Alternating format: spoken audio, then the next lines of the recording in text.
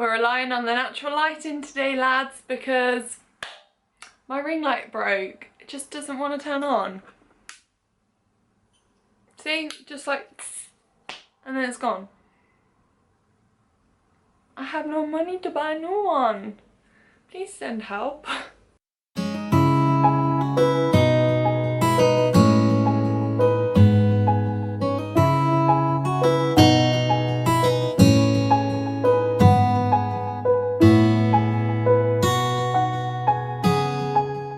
Hi everyone, welcome back to the channel. How you doing? Hope you're doing well. Today we are going to be talking about guilt. I asked on my last video if anyone would want me to do a video about coping with the emotion of guilt. The emotion of guilt sounds so poetic. And so many people were like, yes, please, yes, queen, please do it. And I was like, okay, got it. This is what we're going to do today. So I have unveiled my old DBT folder. And this is what we're going to be going off mostly today. I just want to say I'm not a therapist, I'm not trained in any mental health field, I'm just a girl who's done DBT and I thought I would share it online because I think it might be helpful for a lot of people, so glad we got that out of the way. So yeah, all the solutions that I'm talking about today are going to be to do with DBT and how DBT helped me and how DBT tells you to cope with the emotion guilt, because there are 4 sections in DBT. There's distress tolerance, interpersonal relationship, mindfulness and emotional regulation. So we're going to be focusing on the emotional regulation part today, and I picked out I think 3 of the skills which I think are most beneficial towards dealing with guilt. Honestly, I think dealing with guilt is like one of the hardest things. Guilt is such a tricky emotion to fathom, like not even to just feel but to grasp and to resolve. I think it's so difficult. A lot of people ask me to talk about shame as well, but shame and guilt are actually 2 separate emotions. They do come hand in hand often, but guilt is, if I'm right, guilt is to do with if you violate your own morals, and then shame is if you violate society's morals. I think that's correct. Don't quote me on that though. So dealing with mental health problems can often lead us with feeling a lot of guilt. We feel like a burden, we feel guilty for having problems, we feel guilty for telling other people, we feel guilty in ourselves for not being able to deal with it. It's a very tricky emotion which comes up so much, and I just want to say before we start, emotions are there for a reason. They are very complex, but they are responses to situations. They're there to tell us something. We don't have emotions just for shits and gigs, you know. Emotions are there because they're trying to tell us something about a situation. They're trying to tell us how we are going to respond to that situation. And the whole point of DBT with the emotional regulation part is to help name and describe and feel the emotions in order to regulate them and not respond impulsively. Just because we have emotions doesn't mean that we need to respond really impulsively to them. We don't even need to respond to them. Noticing them is enough to help regulate them and be able to cope with them a lot better. So I thought we would start with how to spot guilt, because I don't know about you, but I'm a lot better now. However, when I was younger, when I hadn't done DBT yet, I could not even understand what emotion I was feeling at the time. I was like, what emotion am I feeling? Why am I feeling this way? I don't know how to even notice what I'm feeling. Like, there's just so many emotions, I'm so overwhelmed. That's what I felt like. And if we learn how to spot guilt, it will help us then in turn teach us how to deal with it. So, how to spot guilt? Biologically.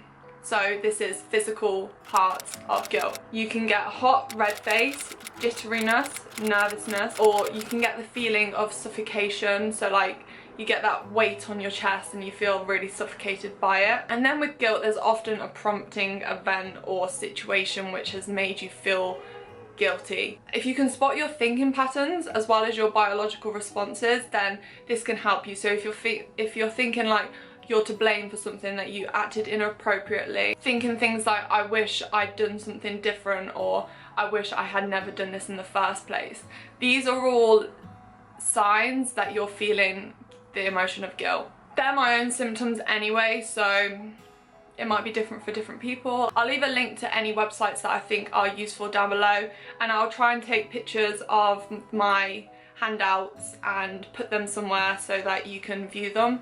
Don't know how I'm gonna do that, but I'll figure it out. So you might be asking, like, why do we even want to regulate emotions? Like, what is regulating an emotion? Firstly, it's identifying the emotion, which I'll talk about in a bit. Secondly, it's to decrease the unwanted emotions and decrease their frequency, so you're not feeling them as intensely and as often. Thirdly, with emotional regulation, is to decrease our vulnerability to the emotion and increase resilience towards it. And fourthly, it's just to decrease the suffering that you might feel when you're feeling these emotions. Because emotions are there, yeah, for a reason, like I said, but we don't want to be feeling them really intensely and feeling overwhelmed to the point that it's debilitating and we can't do shit.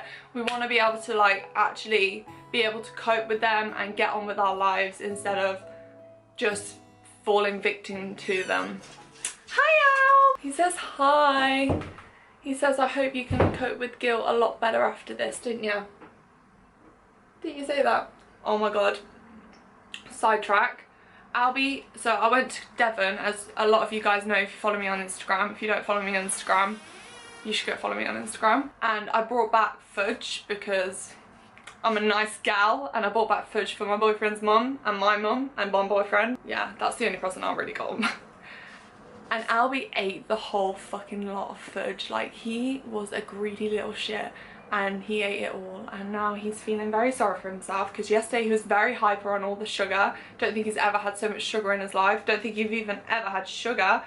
And yeah, you were naughty yesterday. Anyway, so I've chosen 3 DBT skills that I'm going to talk you through today. They are called check the facts, turning the mind, and radical acceptance. So I'm going to talk you through them today, and then if the video is not too long, but I'm guessing it will be because I'm already on like 15 minutes, then I will answer some of your questions that I asked for on Instagram. So let's get into it. So let's start with check the facts. Check the facts is a really good DBT skill that I use a lot. It's good to have it like ingrained in your brain, just to, like, when you're in a situation and you're feeling overwhelmed, just be like, check the facts, what's actually going on, what am I dealing with, what's the sitch. So many of our emotions are set off by thoughts and our interpretations of events. So it goes events, thoughts, emotions. Most of the time it's not the event itself, it's how we interpret the event that causes the emotion, if that makes sense. So for example, in DBT you talk very black and white. It's not about like dilly-daddling around, like describing things really nicely. It's like, what is the actual thing that happened? So for example, I told my parents that I self-harmed. That is a straightforward, to the point event that happened. My interpretations, however, of that event are that I feel guilty, I feel ashamed, I feel like I shouldn't have done it, I feel like a burden, I feel like I should have kept it to myself, and then that leads to the emotion of guilt and sadness and possibly anger. So if you see what I mean with that, is that our interpretations are the things that cause the emotion to be intense or to be there in the first place. So if we change our thinking patterns and change the interpretations and our thoughts, it means that we can regulate the emotion. So it all goes round in a circle, but if we change one thing, it will change the rest of it. Does that make sense? I hope so. How do we check the facts? So the first thing we have to do is identify the emotion that we're feeling. Like I said before, today we're talking about guilt, so it's going to be what we're feeling inside, what are our emotions telling us. Next we ask, what was the prompting event that are causing these emotions and these thoughts? Every emotion has a prompting event, and if you're feeling guilty, it's most likely because something has happened to lead you to feel guilt. So you want to ask yourself, what was actually the prompting event? So you have it, it's solid, you know exactly what it was. Next, we think about our interpretations and what our thoughts and feelings are towards that event. Now, this is where the check the facts come in. We want to be straight to the point. We want to test ourselves at this point. We want to ask, do our thoughts and feelings actually fit the facts of the event? So, I told my parents that I self-harmed. I feel that I shouldn't have done that. Is that justified? Does that fit the facts? Yeah, it does, because you feel that way. Next is an odd one, but we look for a threat. Is there any threatening things in this situation? So, using my example again, that I told my parents that I self-harmed, the threat is that they might not talk to me, they might be mad at me, they might disown me, you know, like really go out and think of all the possible threats that might happen. And I know that sounds weird, but the next thing we do is ask ourselves, are we catastrophizing? Are we catastrophizing about the situation? This will help us ground ourselves. Now, emotional regulation is all about being able to ground yourself. I find it really difficult to ground myself personally. I find that there's only like a few people that can actually take me from a really high emotional state to a lower one, and I find it hard to do it myself. However, asking yourself, am I catastrophizing, will help you regulate your emotions and check the facts, because if you imagine the catastrophe actually happening, which will be uncomfortable and won't feel nice to do, however, you then imagine yourself coping with the catastrophe and coping with the worst possible situation. You can use this by using cope ahead skills, radical acceptance, which I will go on to after, and problem solving, which I will also do in probably another video. So if you want that, give this video a thumbs up. If you want a more in-depth DBT video, because I know that a few people want that. Now finally, we ask ourselves, does our emotion and the intensity of the emotion actually fit the situation? You can rate the intensity of your emotion on 0 to 100 real quick. So if you're feeling like 100% guilty for telling your parents that you self-harmed, does that actually fit the facts? No, it doesn't. It's very severe. You might feel around 50-60% of guilt, but feeling like 100% guilty and wallowing and not being able to do anything because you feel so guilty, it does mean that you're catastrophizing and means that the emotion doesn't fit the facts. So to wrap it up, checking the facts is basically asking yourself, does the intensity of my emotions fit the situation that is happening? And if I change my thought process and actually problem solve through this, can I then decrease the intensity of the emotion? Because half of the time we're feeling an emotion so intense that we are debilitated by it. But if we check the facts, we can actually start to ground ourselves and start to work towards not feeling that emotion so severely. This is just like part of dealing with guilt. It's not the full problem solving, it's just like the first step into dealing with it. The next skill is radical acceptance. Now Pip and I used to use this all the time. We'd be like in a stressful situation and we'd be like, radical acceptance, and just accept the situation that's happening and not try and change it. Just being able to accept it within yourself. And I think with guilt, this is really, really important and a massive step into being able to cope with guilt. So just because you accept something doesn't mean that it's right. So if you have actually done something that justifies guilt, so if you have actually violated your own morals or done something that is wrong, then it doesn't change that. It doesn't mean that we're saying that that's okay. It doesn't mean that we're being passive towards that. It just means that we're accepting the situation that's happening right now and not trying to wallow and ruminate against what's happened in the past and the situation that's happened. We're trying to fixate on what we're gonna do now to get through it. I gotta get through this. I gotta get through this. I gotta get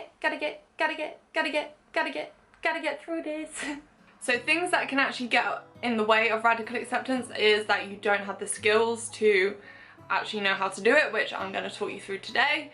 But another thing might be that you think that by radically accepting something that you're making light of it, but like I just said, it doesn't mean that. It doesn't mean that you are saying that it's okay.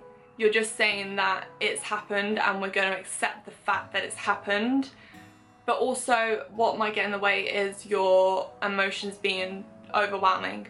So we need to regulate the emotion like we did, like I said prior, before we do radical acceptance, because radical acceptance is actually very hard. It sounds easy to just be like, let's radically accept, bitches, but it's not. It's not easy. It's throwing yourself into acceptance. It's putting your mind, body, spirit, everything into accepting the situation that's happened.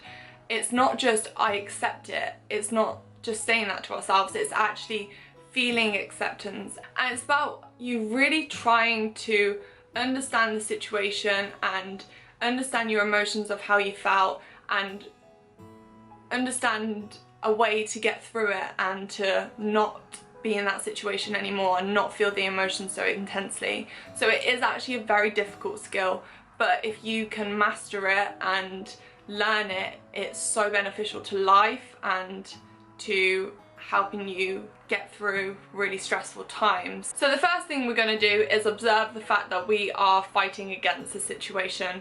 We are thinking, it shouldn't be this way, I shouldn't have done this, I wish I'd never done this in the first place. We need to observe these thoughts. We need to observe these thoughts. I cannot speak for shit. We need to observe these thoughts and recognize that they're there. The next thing is to remind ourselves that the unpleasant and painful reality of things is how it is. And that is a really difficult thing to do, but we cannot go back and change what has happened. We need to just focus on how we're feeling now, and we need to be very black and white about what happened. So you say, this is what happened. I did this. This made me feel this. It's a very uncomfortable situation to be in. It's not nice and it's not nice to feel, but feeling emotions is so important. Like I said earlier, emotions are there for a reason. They're there to tell us something, and shutting off emotions and just distracting yourself from them constantly and just bottling them all up will get you nowhere. And it's like shaking a can of Pepsi, or not just Pepsi, it could be Sprite, but shaking it up loads and just distracting and just being like, oh yeah, it's fine, I'm fine, whatever, and then all of a sudden it's just gonna burst. It doesn't work. The next thing we have to do is practice accepting things with our whole mind, body and spirit. You can do this in many ways, but what I used to do is like acceptance, self-talk,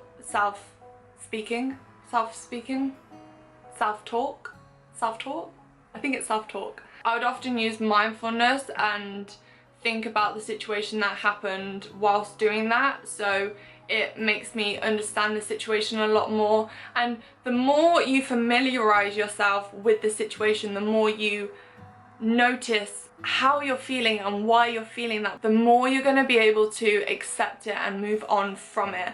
If you just keep thinking of interpretations of it, if you just keep thinking of your thoughts of the situation as opposed to the actual situation, you're going to start ruminating and just winding yourself up and winding yourself up.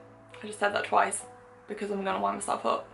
I'm winding myself up now. If we actually just think of the situation that's happened, it will help us accept it. So then we need to cope ahead with the events that seem unacceptable. If we rehearse in our head how we would feel if we did accept the situation and if we did manage to cope with it, it means that we'll start to familiarize ourselves with accepting the situation. Feeling guilty is so difficult because often we're just ruminating about the thoughts that we felt towards the situation as opposed to the situation. If we think black and white about what has actually happened, you can start to notice that things aren't as bad as they seem, and that we can accept the fact that it's happened and decide that we're not going to try and change it, that we're just going to deal with what's going on now and try and cope ahead with that. We need to allow ourselves to feel the emotion. So allow the disappointment, allow the guilt, allow it to all come through your body and notice how you feel when you feel it. Notice all your body sensations. Watch your thoughts. Instead of being with your thoughts, watch your thoughts as if they are boats going along a stream and they're all there and they're in each boat and you're just watching them, or they're on a conveyor belt at the airport going round, you're not attached to your thoughts. Thoughts are just thoughts, okay? You don't have to attach yourself to them, you can just watch them.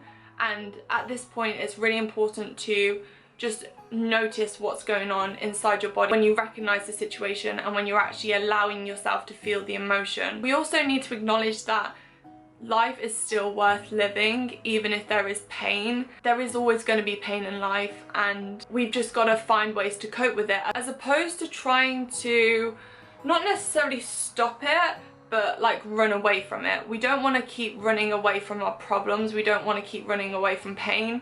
Sometimes the only way to get through pain is by facing it up front. At this point, we're then allowing ourselves to radically accept the situation. We are telling ourselves, this is what the situation is, this is how I felt, this is what I'm going to do. And you just radically accept it. You throw yourself into accepting what has happened, and in doing that, the guilt should subside a bit because we felt the guilt. We've allowed ourselves to feel it. And I tell you what, getting comfy for this one, if you tell yourself, I'm gonna let myself feel guilty for the next 5 minutes and then I'm gonna get up and move on with the rest of my day, I tell you what, you'll try and feel guilty for the next 5 minutes and you won't be able to, or it will come and go very fast. Because once we actually allow our body and allow our mind to feel an emotion and accept the emotion, it then turns to, oh, okay, I'm feeling it, let's move on. As opposed to, I'm gonna try and run away from all my problems, I'm gonna try and not feel guilty or just low-key feel guilty. It doesn't work, because the guilt is gonna just be running through you like little ants in your body, because you're not allowing yourself to feel it, and it won't go away unless you notice it and start to feel it. It's all about accepting the reality of the situation. And now I'm going to talk about turning the mind, which is another DBT skill. So turning the mind is like having a road, and on one side you have acceptance of reality and on the other side you have rejection of reality. This is where you turn your mind and you choose to accept the reality of the situation. I probably should have told you this one before radical acceptance, but the choice to accept your reality doesn't mean that you've accepted it. It just puts you on the path. So in all honesty, I would use this one before radical acceptance, but this one is like putting you on the straight and narrow path to accepting the reality that you're on. How many times am I gonna say acceptance? Take a shot every time I say acceptance in this fucking video. So again, with this one, we want to observe how we're feeling. All of DBT is about observing yourself, noticing what's going on inside your body, noticing that you have a body and it's having reactions to situations. It's not just that everything's happening and it's out of your control, it's that things are happening and you can change it. So you notice and you observe your body and you observe your thoughts, and then not only are you going to accept it, but you're going to keep on accepting it. You're going to keep on telling yourself, I accept what has happened, I accept what is done, I accept how I'm feeling now. And you're gonna promise yourself inside, and you're really gonna have to do this. Like, you can't just do this when you're doing something else. You have to really almost sit down and have a good look at yourself and think, I am gonna accept this. And I just want to let you know that you can change any situation at any point. Change is very difficult to deal with, and I know a lot of people struggle with it. I struggle with it so much. Any type of change, I'm like, fuck off, can't deal. But I read a quote one time and it said, we can't become what we want by remaining what we are. And that just basically sums it up, that change requires change. We need to change within ourselves. And this can be done with any emotion, but with guilt we have to recognize that we're feeling guilty. And then finally, with turning the mind, is that you plan ahead and you plan for the future. You plan what you're going to do next. And I think with guilt, because it's such a, I think it's definitely a primary emotion, you often feel it without noticing that you're feeling it, and you might feel anger, and your secondary emotion might be anger or sadness. So you start to feel anger or sadness without realizing that you're actually feeling guilty. And because guilt is one of them emotions that it takes time for it to go. It's not an easy emotion. It's not an easy emotion. That sounds so wrong in my head when I'm saying it. I don't know. It's not an easy emotion to deal with. It's something that just seems to stay with you and lock inside you, and it does take time to deal with it. But if you make the choice and the promise within yourself that you're going to do something to change the way you're feeling, then that will work. So let's do, for an example, as I said before, I told my parents that I self-harm. Then my thoughts are that I shouldn't have done it, and my emotion is guilt. I am going to say that the guilt is unjustified, because I shouldn't feel guilty for doing that. It's not something wrong. It's not something that should violate my own morals. It's just a situation that has happened, but I automatically feel guilty of doing it because I feel like a burden. So the emotion is unjustified. So I'm going to make a promise within myself that it's okay, and I'm going to keep telling myself it's okay. I've accepted the fact that it's done. I can't change it. I can't go back and not do it. It's happened, and I'm going to radically accept that. I'm going to throw myself into that. I'm going to make sure that my mind is radically accepting that. I'm going to make sure that I notice every time I have a thought that I wish I could change that. And again, from that, I'm just going to tell myself that it's okay. This is where I'm turning my mind. It's okay. I didn't do anything wrong. I shouldn't feel guilty for this. And if you keep telling yourself these things, soon enough you're going to start to believe it, and the emotion will start to be regulated and subside. It might not go away straight away, but the intensity of it will decrease. Whew!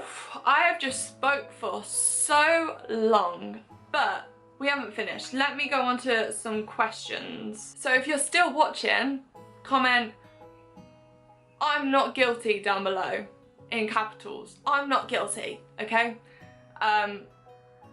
Just so I can see who's actually watching to this point. But we're gonna answer some questions just because a lot of people asked a lot of questions and a lot of them are very similar, so I thought it might be helpful to kind of give my opinion on them. So one of the questions says, how do you deal with guilt when you have to be selfish to focus on yourself getting better? Now, this is one of them things that you need to check the facts with. You need to use check the facts, because what are the facts? So that you are poorly, and that if this was any other illness, you would not feel guilty for receiving treatment, you would not feel guilty for having it, you would not feel guilty for feeling the way you do. It's just something in life that sadly you have to deal with. And you're going to feel guilty because you're going to think, oh, I feel bad that I cannot do this, I cannot do certain things, or that my parents or my family or my boyfriend or my girlfriend or my sister, so many people have to deal with this. But in all honesty, if you use check the facts, it will help you reduce the amount of guilt that you're feeling. What to do when you feel guilty after self-harming. Now, this is something that I have experienced a lot. After you self-harm, you then feel guilty for self-harming, and then it turns into this vicious cycle of feeling guilty, doing it to punish yourself or because you feel guilty, and then feeling guilty again, and so the cycle continues. With this one, I think radical acceptance would be ideal, and just accepting the fact that it's happened, it's done. You can't change it, but you can change where we go from this point. It doesn't have to be the be all and end all. You can ask yourself, what does this mean now? And in all honesty, it means that you have done it, you were sad. You shouldn't feel guilty for suffering the consequences of an illness. That's the only way I can put it. Is that if you didn't have an illness, if you weren't poorly, if you weren't mentally ill, then you wouldn't have done that. and the reason you did that is because you are suffering with them things, and you shouldn't be so hard on yourself. And I know that it's easier said than done, but I think with this one, self-soothe is a really good skill to use, which I might go into in another video. But self-soothe is basically, I'm gonna look after myself for today. I'm gonna keep myself well. I'm gonna try and reduce all the vulnerability factors. So you can have vulnerability factors of you're not getting enough sleep, you're not eating properly, you're not, you know, you're on your period, you're drinking, you're doing drugs. You need to reduce them in order for yourself to feel better and to face the reality of it, but also take care of yourself whilst doing that. These skills are they seem very harsh, don't they? And when I started DBT, I thought, fucking hell, this is like a bit cutthroat. Like, these skills are not just wishy-washy, they are genuine, to the point, I have done this skills. And I really think that is important, because we are often given a lot of advice that is very, you should go and have a cup of tea, you know, go for a walk, do some yoga. And in all honesty, yes, it might help you, but is it going to solve the problem? No. These are about facing the fact that the problem is not going to just be solved by doing them things. It's you have to work towards reducing your vulnerability and regulating your emotions. And I think that's what DBT is all about. It's about recognizing what is going on and actually facing it rather than running away from it. How to stop feeling guilty about being a burden on people. Love you. I love you too. I did a video with Childline. Yeah, I know. Just plug myself a bit. I'll leave it in one of the iCards, and I'll leave it in a link below. But I spoke about dealing with feeling like a burden in that, so I will link that for you. A lot of them are about how to not feel so guilty when you either can't cope or you are unable to do things due to anxiety and panic attacks, or feeling like you're letting people down by not being able to do things. With this one, again, it's self-soothing. Be kinder to yourself. Check the facts with this one, because is the guilt justified? In all honesty, no, it's not. You shouldn't be feeling guilty for these things. You can't help it, and if you want, and if you could, you would go out and do things with your friends. You would go and do things that your anxiety is stopping you from doing. It's so important to remember that your mental illness sometimes takes control, and in those situations, with that, we have to deal with the consequences. And sometimes the consequences are that we can't do things, or that we have let people down. Dealing with letting people down, I think definitely speak to them people.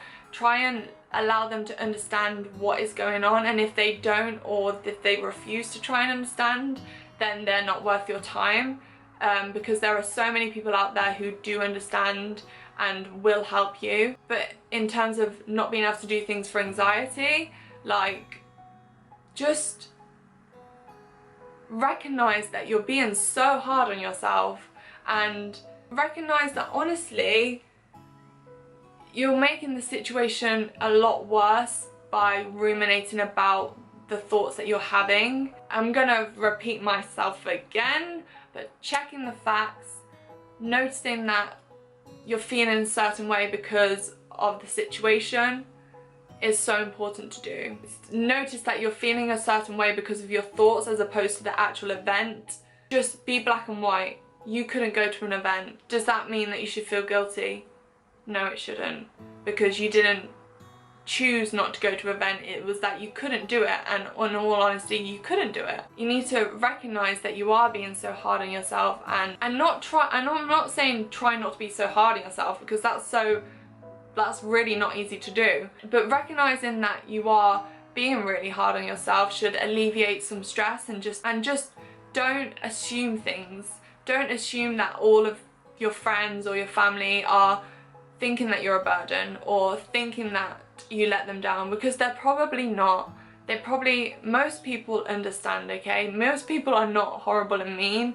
They do understand and they will try and help you. So I would say talk to them and just tell them how you're feeling. A problem shared is a problem halved. I believe that to a fucking T. So I would say try that. So, oh my god, look at my fake tan. It's like literally, it always comes off in this bit. It's like day 5, I should really scrub it off. So, that is everything for today. I am sorry that this was a really long video, but a lot of you wanted it, so I really hope it helped. So if it did help at least one person, then I'm happy. And if you'd like me to do more videos that are about DBT and how DBT teaches you to cope, and let a girl know, comment down below, leave a like. If this is the first time you're seeing me, then hey, my name's Marie, I live in the UK, I'm 21, I talk about mental health, I am really fucking annoying. But subscribe if you want, and if you're already subscribed, then turn on the bell just so that you can be notified when I do upload a video, which is on Monday and Wednesdays. No, it's not. Monday and Thursdays. I don't even know my own rota. Rota. Is it a rota? It's kind of a rota. Yeah, it's a rota. I hope you enjoyed. I'm gonna love you and leave you. Please stay safe. My DMs are always open. I'm trying to get through them as much as I can. But I love you guys so much, and thank you for 40k. Sorry, I haven't said it yet. Thank you for 40,000 people, which is incredible and mind-boggling, honestly. Honestly mind-boggling, because 40k, 40,000 people, that's a lot of people. Stay safe, please. Stay safe, and I will see you in my next video. Bye.